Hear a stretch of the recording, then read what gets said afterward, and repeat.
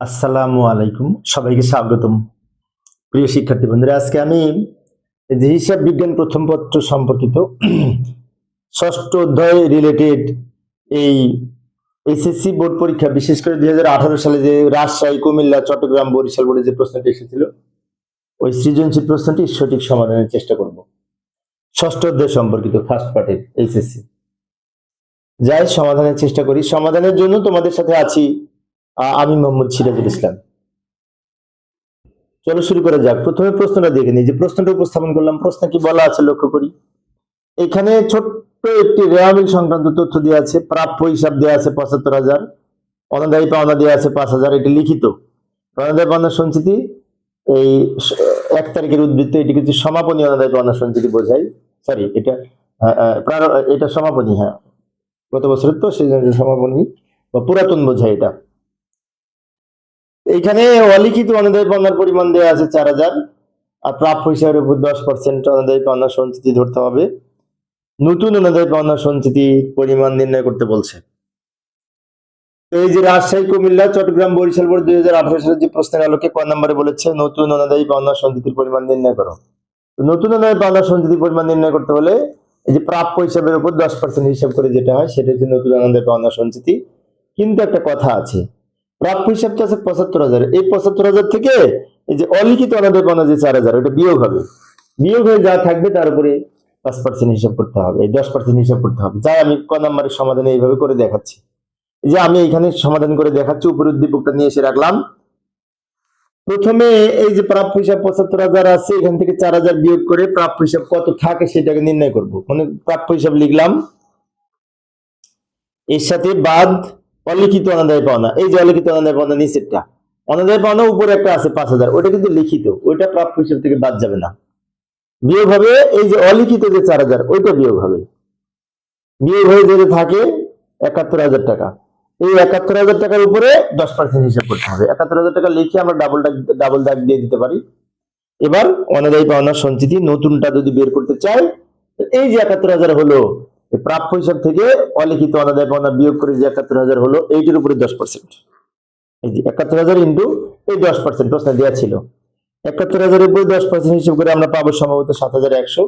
সেটা হচ্ছে নতুন অনাদায়ী পাওনা সঞ্চিতি। অর্থাৎ নতুন অনাদায়ী পাওনা সঞ্চিতিটি হিসাব করতে হবে। এই যে প্রাপ্য হিসাব ছিল, প্রাপ্য হিসাব থেকে এই অনাদায়ী পাওনা অলিখিত যেটা, ওটা বিয়োগ করে যা থাকে তার উপরে 10%। এটা হচ্ছে ক নাম্বারের উত্তর। আবার আমরা উদ্দীপকে ফিরে যাব। খ নাম্বারে কি বলেছে? খ নাম্বারে বলেছে জাবেদা করতে। ব্যাখ্যার প্রয়োজন নাই, তো ব্যাখ্যা দিলেও হবে, না দিলেও হবে, সমস্যা নেই। আমরা ব্যাখ্যা শিখবো দেয়া। লক্ষ্য করি, জাবেদা করার সময় আমাদের কয়টা জাবেদা হবে? প্রথমে এই অনাদায়ী পাওনা নিয়ে একটা জাবেদা হবে, এই অনাদায়ী পাওনা নিয়ে একটা জাবেদা হবে, আর সবকিছু যোগ বিয়োগ করে যে অনাদায়ী পাওনা খরচ যে পরিমাণটা বের হবে, আয় বিবরণীতে যেটা লিখি, ওইটা নিয়ে আরো দুইটা জাবেদা হবে। ইচ্ছে করলে আমরা এই ৫,০০০ আর এই ৪,০০০ দুটো যোগ করে একবারে জাবেদা করতে পারি, ইচ্ছে করলে, কারণ দুটো জাবেদা সেম। জাবেদা ছক অঙ্কন করলাম। জাবেদা কোনটা কোনটা নিয়ে করব ভালো করে লক্ষ্য করি। এই যে অনাদায়ী পাওনা কত? ৫,০০০। আবার অনাদায়ী পাওনা কত? ৪,০০০। ৫,০০০ আর ৪,০০০, ৯,০০০ নিয়ে আমরা একটা জাবেদা করব। কারণ এই আমরা যদি আলাদা আলাদা করি, এই ৫,০০০ এর জন্য যে জাবেদা, ৪,০০০ এর জন্য সেম জাবেদা, এই দুটো একসাথে যোগ করেও করা যায়। এরপরে আরো দুইটা এক্সট্রা জাবেদা হবে।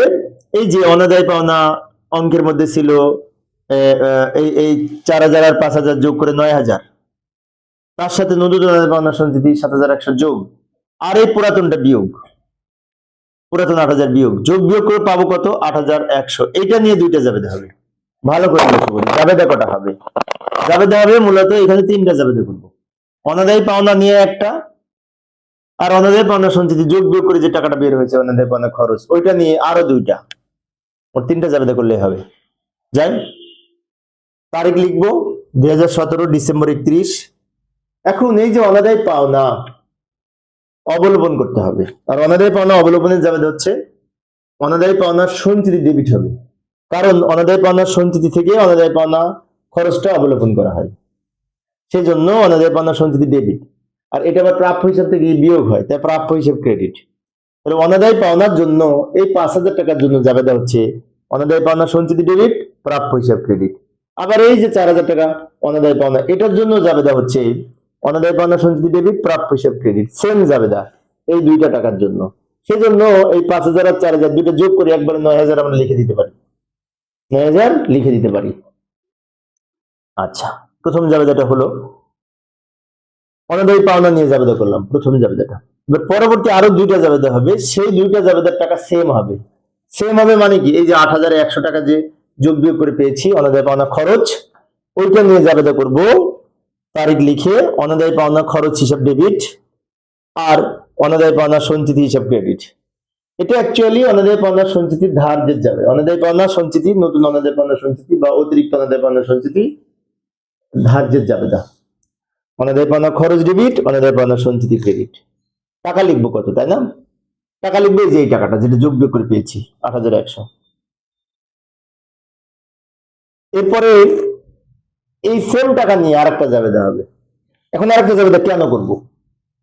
কারণ এই যে অনাদায়ী পাওনা খরচ হিসেবে আমরা যে 8,100 টাকা লিখলাম, এটা তো মুনাফা জাতীয় ব্যয়, আর মুনাফা জাতীয় ব্যয় সমূহ বছর শেষে ক্লোজ করতে হয়, সমাপনী দাখিলার মাধ্যমে আয় বিবরণীতে স্থানান্তর করার মাধ্যমে বন্ধ করতে হয়। তার জন্য একটা এক্সট্রা জাবেদা করব।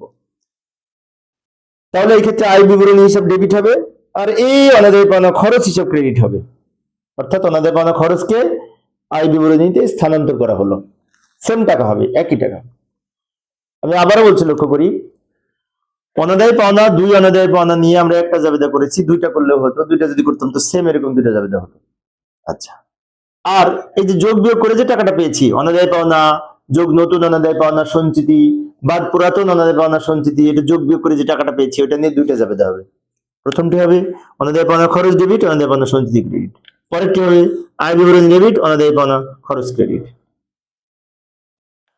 এই তিনটা জাবেদা যদি কেউ মনে রাখতে পারে, তাহলে এই অধ্যায় প্রায় 70% অঙ্ক তার কাছে সহজ হয়ে যাবে। কারণ তিনটা জাবেদা সব জায়গায় প্রায় আছে প্রত্যেকটা অঙ্কে। শুধুমাত্র এই টাকার কিছু হেরফের, এক একটা অঙ্কে এক এক রকম টাকা থাকতে পারে, কিন্তু জাবেদা সেম। এই হচ্ছে খ নম্বরের জাবেদা। আবার উদ্দীপকে ফিরে যাব, উদ্দীপকের গতে কি বলেছে দেখবো। গতে বলেছে অনাদায়ী পাওনা হিসাব, মানে অনাদায়ী পাওনা খরচ হিসাব আর কি, আর অনাদায়ী পাওনা সঞ্চিতি হিসাব তৈরি করো। তো অনাদায়ী হিসাব যেহেতু তৈরি করতে বলেছে, তার মানে কি খতিয়ান প্রস্তুত করতে বলেছে। এখন আমরা দুইটা খতিয়ানের ছক অঙ্কন করব। প্রথম খতিয়ানটার নাম হবে অনাদায়ী পাওনা খরচ, দ্বিতীয় খতিয়ানটার নাম হবে অনাদায়ী পাওনা সঞ্চিতি। এই যে লক্ষ্য করি, আমি এইখানে খতিয়ানটা করব, এই যে অনাদায়ী পাওনা খরচ হিসাব, নিচে উত্তর লিখবো, আর উপরে এটি হচ্ছে জাবেদার অংশ। ওই যে কিছুক্ষণ আগে যে জাবেদা করলাম, ওই জাবেদা থেকে অনাদায়ী পাওনা খরচ সংক্রান্ত দুইটা জাবেদা ছিল, ওই দুইটা জাবেদা আমি উপরে লিখে রাখলাম। এইটা জাবেদা দেখে দেখে আমরা খতিয়ানে পোস্টিং দিব। এটা হচ্ছে নিচের অংশ, উপরে একটা জাবেদার অংশ, খ নাম্বারের জাবেদা, কিছু অংশ এখানে নিয়ে এসে রাখলাম দেখে দেখে যাতে আমরা এটা করতে পারি। খতিয়ান তো আমরা পারি, আর জাবেদা থেকে খতিয়ান তো আরো সহজ। খতিয়ানে প্রথমে কি করবো, তারিখ লিখবো, লেখার পরে জাবেদাটা পড়ি, কি বলেছে, অনাদায়ী পাওনা খরচ হিসাব ডেবিট। তার মানে কি অনাদায়ী পাওনা খরচের ডেবিটে টাকা লিখবো, নাম লিখবো অনাদায়ী পাওনা সঞ্চিতি হিসাব, উল্টা নামটা লিখবো অনাদায়ী পাওনা সঞ্চিতি হিসাব, নাম লিখে এই অনাদায়ী পাওনা খরচ হিসেবে ডেবিট দিকে টাকা লিখবো, ডেবিট দিকে। আচ্ছা, আবার এই ডেবিট দিকে লিখে দিব। আরেকটা জাবেদা আছে, এই যে আয় বিবরণী ডেবিট, অনাদায়ী পাওনা খরচ ক্রেডিট। তার মানে কি অনাদায়ী পাওনা ক্রেডিট দিকে টাকা লিখবো, নাম লিখবো আয় বিবরণী, আয় বিবরণী নাম লিখে অনাদায়ী পাওনা খরচ হিসেবে যেহেতু ক্রেডিটে টাকা, ক্রেডিটে টাকা লিখবো, এই সোজা ক্রেডিটে। এবার ডেবিট ছিল 8,100, ক্রেডিট 8,100, ডেবিট ক্রেডিট বিয়োগ করে এখানে কিছু থাকবে না, সমান হবে, সমান হলে জিরো দিতে পারি, জিরো, জিরো না দিলেও হতো, সমস্যা নেই। তার মানে কি ডেবিট ক্রেডিট যোগ বিয়োগ করে শূন্য হয়ে গেছে। কেন শূন্য হয়েছে? ওই যে অনাদায় পাওনা খরচকে আয় বিবরণীতে স্থানান্তরের মাধ্যমে বন্ধ করেছি, সেজন্য জিরো হয়েছে। এই হচ্ছে একটা খতিয়ান, অনাদায় পাওনা খরচ হিসাব। আর একটা খতিয়ান আছে, এই অঙ্কে করতে বলেছে, অনাদায় পাওনা সঞ্চিতি হিসাব। তো অনাদায় পাওনা সঞ্চিতি হিসাব করার জন্য আবার ওই অনাদায় পাওনা সঞ্চিতি সংক্রান্ত যে জাবেদা, সেটুকু আমি উপরে লিখে রাখলাম। ওই আমরা যে কিছুক্ষণ আগে জাবেদা করেছি না খ নাম্বারে, ওই জাবেদা টোটালটা আনি নাই, সম্পূর্ণটা আনি নাই, এনেছি শুধুমাত্র এই অনাদায় পাওনা সঞ্চিতির সাথে রিলেটেড যেটুকু সেইটুকু, ওই দুইটা জাবেদা এখানে নিয়ে আসলাম। কারণ এখানে অনাদায় পাওনা সঞ্চিতি আছে, এটাতে অনাদায় পাওনা সঞ্চিতি আছে। উপরের অংশটুকু কিন্তু জাবেদা ক্ষয়ের অংশ, নিচেরটা এই গয়ের উত্তর। আমি বোঝানোর জন্য উপরের অংশটুকু লিখে রাখলাম। এবার আমরা তারিখ এখানে লিখবো 2017 জানুয়ারি 1।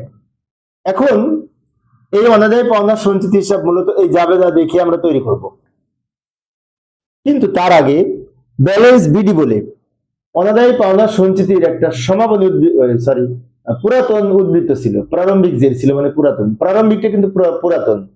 অনাদায় পাওনা সঞ্চিতির অঙ্কের মধ্যে যে 1 তারিখের যে উদ্বৃত্ত ছিল ওটা কিন্তু পুরাতন। তাই ব্যালেন্স বিডি বলে প্রারম্ভিকের 1 তারিখ দিয়ে আমরা এখানে লিখব শেষের ঘরে। 8,000 টাকা ছিল। অনেক শিক্ষার্থী মনে হতে পারে এটা তো জাবেদায় নাই, ওটা কোথায় পেলাম? ওটা অঙ্কে দেওয়া ছিল।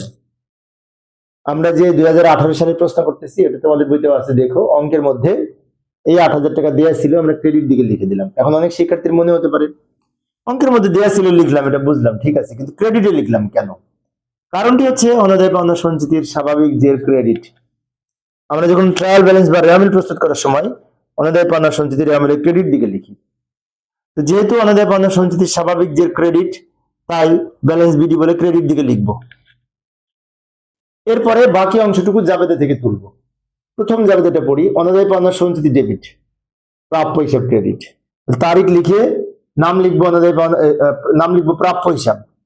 যেহেতু অনাদায় পাওনা সঞ্চিতি আমরা খতিয়ান প্রস্তুত করেছি, উল্টা নামটা লিখবো প্রাপ্য হিসাব। প্রাপ্য হিসাব নাম লিখে অনাদায় পাওনা সঞ্চিতি ডেবিটে টাকা, তো ডেবিট দিকে টাকা লিখবো 9,000।